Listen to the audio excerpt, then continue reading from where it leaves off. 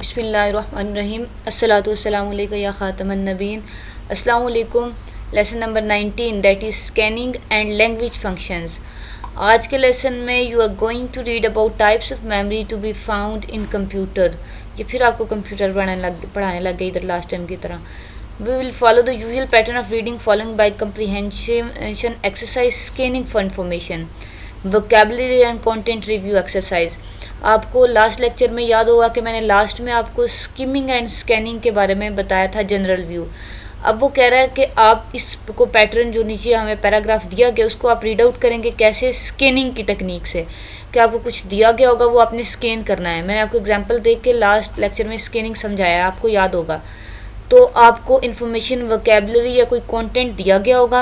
Exercise में पहले आप पैराग्राफ पढ़ेंगे, फिर उस एक्सरसाइज को देखेंगे और फिर उसी टेक्स्ट को या उस वोकैबुलरी को या रिव्यू को जो आपको एक्सरसाइज में दिया है वो आपको टेक्स्ट में आके दोबारा देखेंगे। तो इस टेक्निक को हम कहते हैं स्कैनिंग। दोबारा से स्कैन करेंगे आप जब।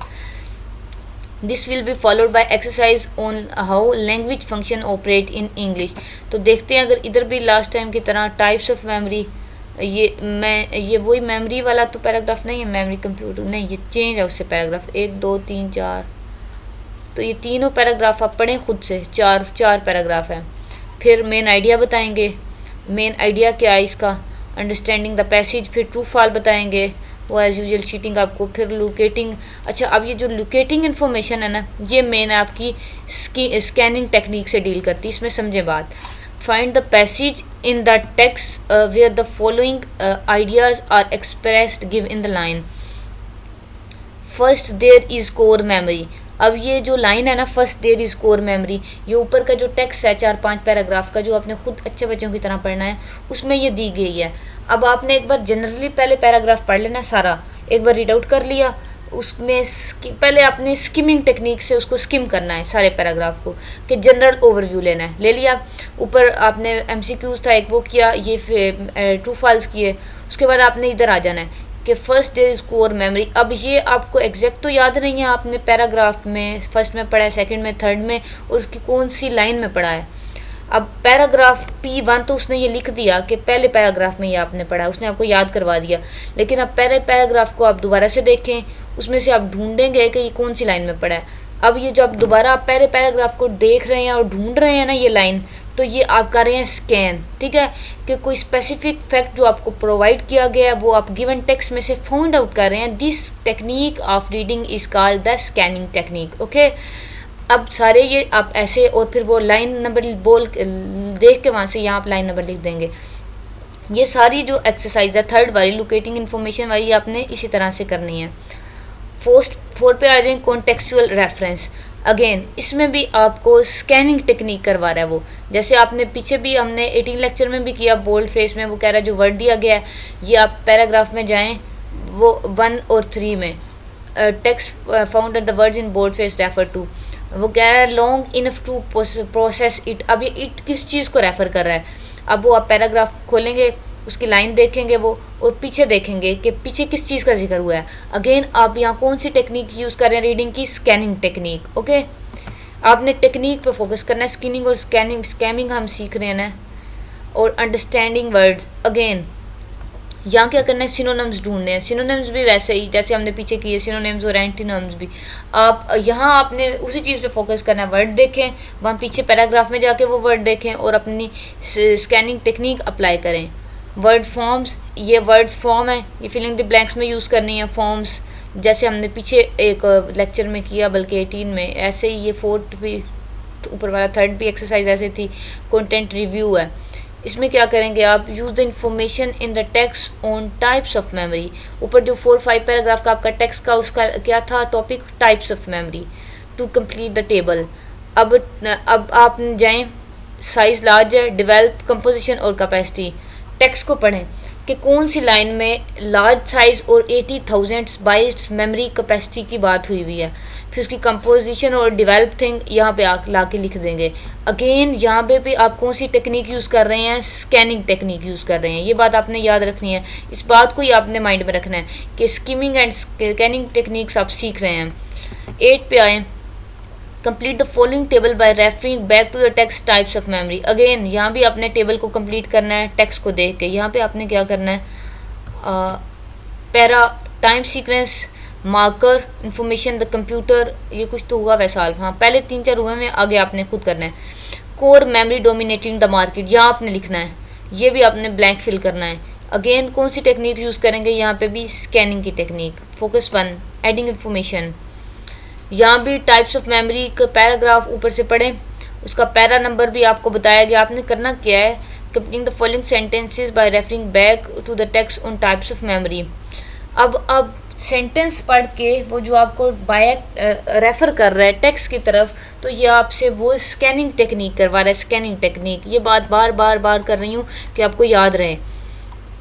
लास्ट पे आ गया given an explanation or a definition in text similar to those in the books, authors often give definition to a new or unfamiliar terms.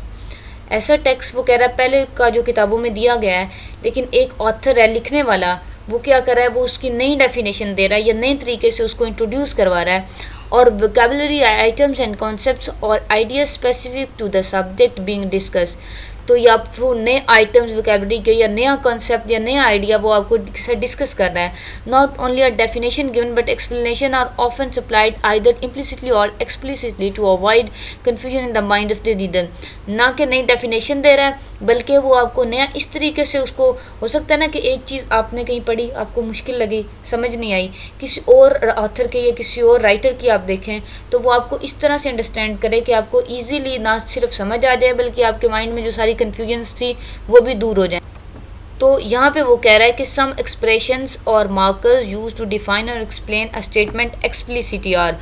तो स्टेटमेंट को एक्सप्लिसिटी डिफाइन करने के लिए, एक्सप्लेन करने के लिए, रीडर तक अच्छे से पहुंचाने के लिए सम एक्सप्रेशंस और मार्कर यूज़ होते हैं। अब हम देखते हैं वो कौन से एक्सप्रेशंस और मार्कर हैं। Means by, we mean. अब मीन्स का मतलब है, हमारा मतलब है, is taken to be, is taken to be इसका मतलब है इज़ मीन, इसका मतलब है डिनेट्स, डोनेट्स ये वैसे होता है, डिनोट्स इन अदर वर्ड्स।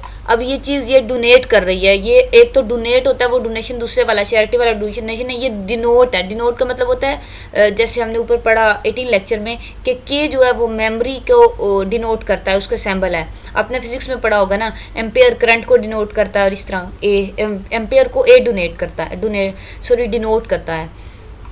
अच्छा, अब इसका मतलब in other words referred is to is definition as that is to say, यानी कि refers, अब this thing refers to this, इसका मतलब है ये चीज़ उसको रेफ़र कर रही है, means ये चीज़ उसके बारे में बता रही है, उसके बारे में कह रही है। अब वो आसान लफ्ज़ों में उन्होंने इसी लफ्ज़ों को इस तरह से कर दिया। एग्जाम्पल्स देखें, the term computer refers to the processor plus the internal memory. अब कंप्यूटर किस चीज़ को रेफ़र कर रहा है, वो कह रहा है प्रोसेसर और इंटरनल मेमोरी दोनों चीज़ों को टर्म कंप्यूटर रेफ़र कर रही है। यानी कि टर्म कंप्यूटर इज़ टू से, वो टू से हमने लास्ट वाला जो पढ़ा ना, वो किस चीज़ के बारे में, प्रोसेसर और इंटरनल मेमोरी दोनों के बारे में कह रही है, इसका ये मतलब है। Similarly let's see second example, a chip is defined as a tiny secure piece. अब वो डिफाइन कर रहा है चिप को, गौर से देखें, चिप को कैसे डिफाइन कर रहे हैं, square piece of silicon upon which several layers of an integrated circuits are etched or imprinted after which the circuit is encapsulated in plastic, ceramic or metal. Chip की वो डेफिनेशन आपको बता रहा है। इन दैट सेंस वो ऊपर हमने पढ़ा नहीं कि राइटर आपको डिफाइन करता है चीज़ें in a new way, in a different way, in a specified way that you may your confusions may be removed and you may understand that thing. तो similarly यहाँ वो आपको chip की definition बता रहा है। By peripherals we mean those devices which are attached the computer. Here it is we mean, वो ऊपर टेबल में जो पहला नहीं उसने बताया मीट को we mean यूज़ किया, तो we mean यूज़ कर रहा है, और यहाँ define यूज़ कर रहा है, और यहाँ ये वाला वर्ड्स refers to यूज़ हुआ है। There are other methods used to define or explain. वो कह रहा है इसके अलावा और भी मेथड हैं, किसके लिए भला, डिफ़ाइन करने के लिए और एक्सप्लेन करने के लिए, डिपेंडिंग ऑन स्टाइल यूज़। अब ये मेथड आपने कौन सा डेफिनेशन के लिए, एक्सप्लेनेशन के लिए यूज़ करना है, ये आपने जो स्टाइल यूज़ किया उस पर डिपेंड करेगा। One very common method is to give the term being defined and say what it is without repeating the term, that is X is or Y, X is Y. कह रहा है कि एक common method है define करने का चीज़ों को और एक्सप्लेन करने का। वो क्या मेथड है कि आप चीज़ों को रिपीट किए बगैर डिफाइन कर सकते हैं, मतलब टू द पॉइंट बात कर सकते हैं। और स्पोर्टिंग डिटेल में भी ऐसा होता है ना, बार बार एक ही बात मेन पॉइंट के बारे में कर रहे हैं, बार बार रिपीट कर रहे हैं। विदाउट रेपिटेशन मेथड डिफाइन और एक्सप्लेन भी कर सकते हैं, ये मेथड उसने बताया। देखें, computer is an electronic device, बात ख़त्म। कंप्यूटर इलेक्ट्रॉनिक डिवाइस है। अब ना तो इसमें रेपिटेशन है इस मेथड में, ना उसने बार बार किसी चीज़ को रिपीट किया, ना बोर कर रहा है आपको और ना कुछ है, क्योंकि स्टेटमेंट जो सीधी सी है। Tapes and disc are memory devices, printers are output, ये टू द पॉइंट बातें हैं। यानी कि इसमें जो ये जो मेथड है सेकंड वाला, उसने एक्सप्लेन और डिफाइन करने का बताया, जिसमें चीज़ें रिपीट नहीं होती, इसमें टू द पॉइंट स्टेटमेंट दे रहा है वो। थर्ड देखें, another very common method is to use the same pattern as second and also give some distinguishing character। Second method की तरह ही है वो कह रहा है, लेकिन इसमें कुछ मुख्तलिफ करेक्टर हैं, वो एग्जांपल से देखते हैं। Computer is an electronic device which that process information. अब पहला तो उसने इधर तक बताया कि कंप्यूटर इलेक्ट्रॉनिक डिवाइस है, ऊपर ऐसे ही था। अब ये उसने ऐड किया उसी मेथड में कि वो इन्फॉर्मेशन को प्रोसेस करती है। अब बेशक स्टेटमेंट लेंथी हो रही है, बातें दो बता रहा है, लेकिन अगेन इस जो तरीका है कंप्यूटर को डिफाइन करने का, इसमें रेपिटेशन नहीं है, रिपीट नहीं कर रहा, विदाउट रिपीटिंग वो यहाँ भी स्टेटमेंट उसने दी है। सेकंड में भी ऐसे, tapes and disks are memory devices that can be stored away for future use. Again additional information दी है उसने, लेकिन रेपिटेशन नहीं है, चीज़ों को रिपीट नहीं कर रहा है। A programmer is a person who prepares programs to solve problem. ये प्रोग्रामर की उसने डेफिनेशन बड़े सिंपल वे में दी है, without any repetition. The relative pronouns used in this type of definition will be who or what for people, when, for period of time, where, for place or location and that.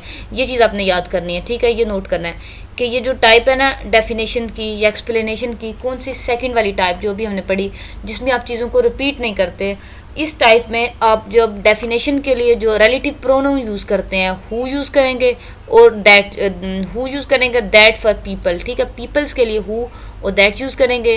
Period के लिए आप when use करेंगे, time period के लिए, और location के लिए, place के लिए या किसी लोकेशन के लिए वेयर यूज़ करेंगे, और दैट और विच थिंग्स यूज़ करेंगे, यानी कि थिंग्स ऐसी जो नॉन लिविंग थिंग्स है। पीपल के लिए तो हु और वट आ गया ना, ये दो लाइंस आपने याद कर लेनी है, ठीक है।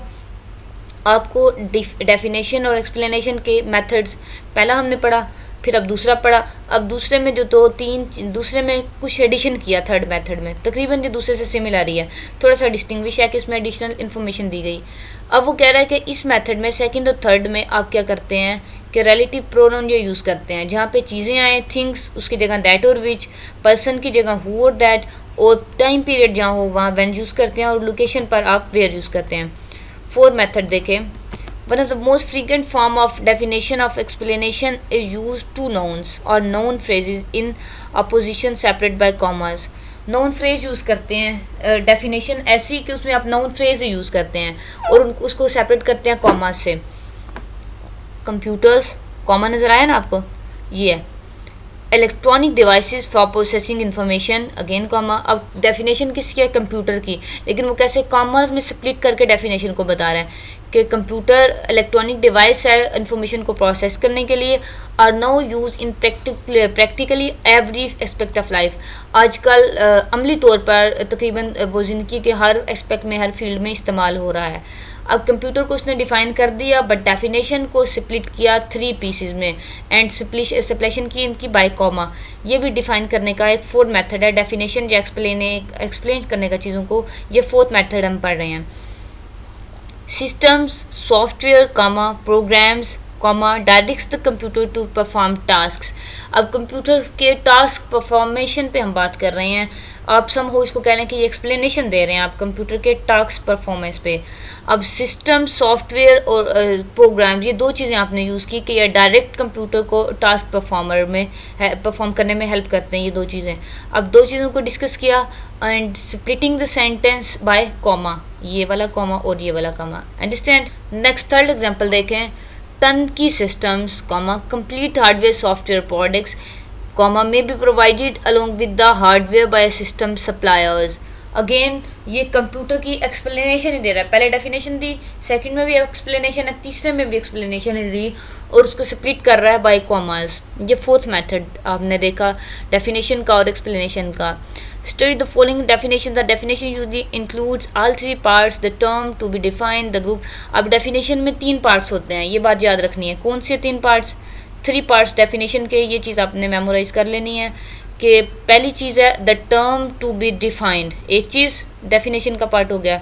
दूसरा part the group it belongs to, किस ग्रुप से बिलोंग करती है क्या चीज़ जिसकी आप डेफिनेशन कर रहे हैं। Third the characteristics which distinguish it from other members of the group. ये 3 चीज़ें डेफिनेशन में, टर्म, ग्रुप, करेक्टरिस्टिक। ये ऊपर जो आपने डेफिनेशन पढ़ी कोर की, सिलिकॉन की, a core is ferrite ring which is capable of being either magnetized or डीमैग्नेटाइज्ड।